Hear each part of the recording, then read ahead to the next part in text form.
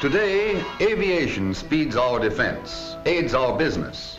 In hundreds of different ways, man has taken the air. Great progress has been made in the conquest of the skies in the past 30 years. Back in the year 1910, 50 miles an hour was about tops. Wherever it went, this flying barn door had a regular built-in headwind. It dragged along tons of air. Even in 1920, planes could barely do 100 miles an hour because they just weren't streamlined. Early plane designers should have paid more attention to an Englishman named Horatio Phillips. As long ago as the 90s, Phillips had a contraption that was really an early version of a wind tunnel, and with it he learned something about streamlining. As the current passed around this blunt-nosed block, it swirled and eddied, agitating the feather and showing Mr. Phillips what happened to the air.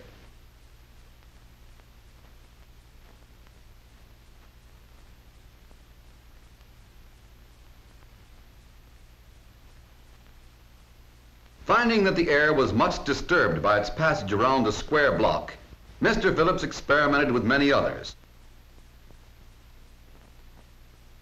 This one had a curved surface, and the air flowed smoothly around this object because there was very little resistance.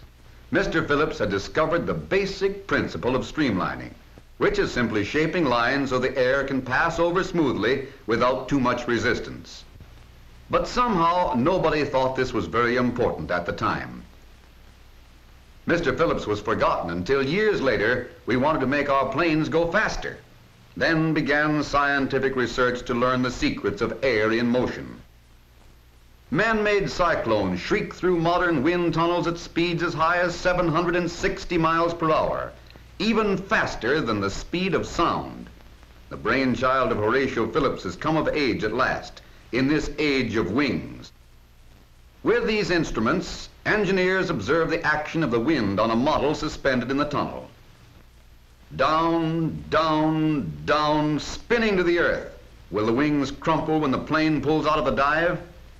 No, because in vertical wind tunnels like this, models are first tried out under conditions simulating those met when a full-size plane is in a real dive. And today, in gigantic wind tunnels like this one, at America's famed Langley Field, full-size planes are tested. A veritable tornado comes out of that immense tunnel, forcing tremendous pressure against the plane. To stir up a hurricane in that monster, it takes 8,000 horsepower. As a result of this unending research, American-designed and American-built planes are today the envy of the world. Ultra-streamlined beauties which slip through the air at better than 400 miles an hour. Engineers found that the same principles of streamlining could be applied to craft moving through the water. So today the hulls of seaplanes are designed from tests made in this artificial river. The huge framework above the water is a rolling carriage which will tow this model hull at speeds equivalent to 80 miles an hour. Hang on as we go with the engineers for a test.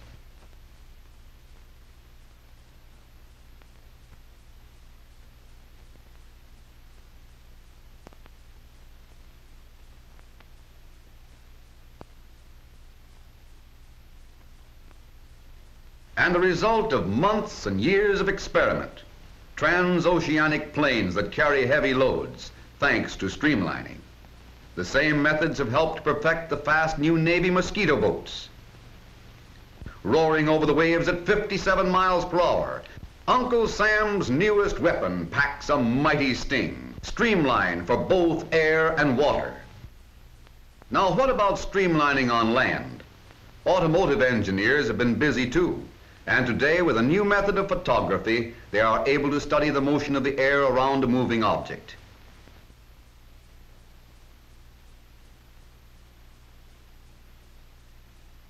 A stream of air will be blown against this block. We will be able to see what happens to the air just as if the block were moving ahead. Hitting the front of the block, the air meets a lot of resistance, as in the old-fashioned automobile, which was shaped something like this.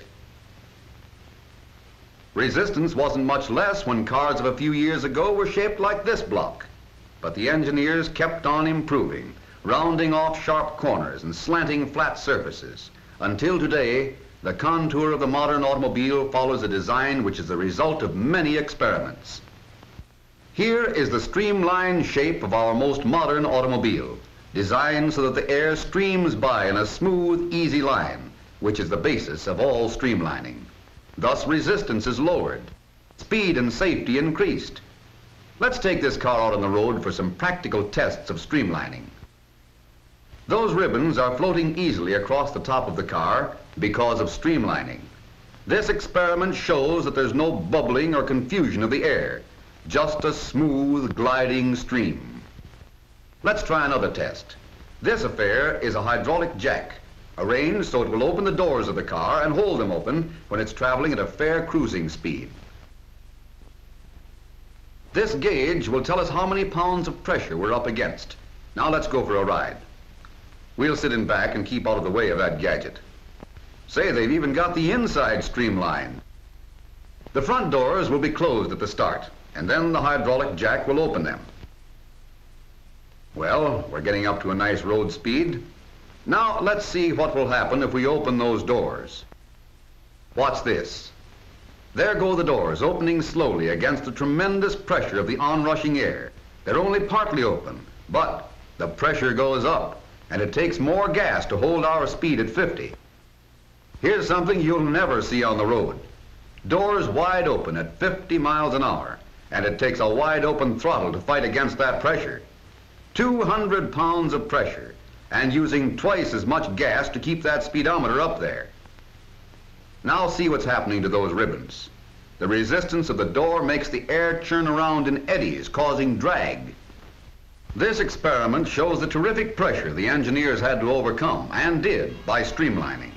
The modern car, streamlined as it is, meets little resistance. Air currents can slip over the rounded contours, and that makes for greater safety.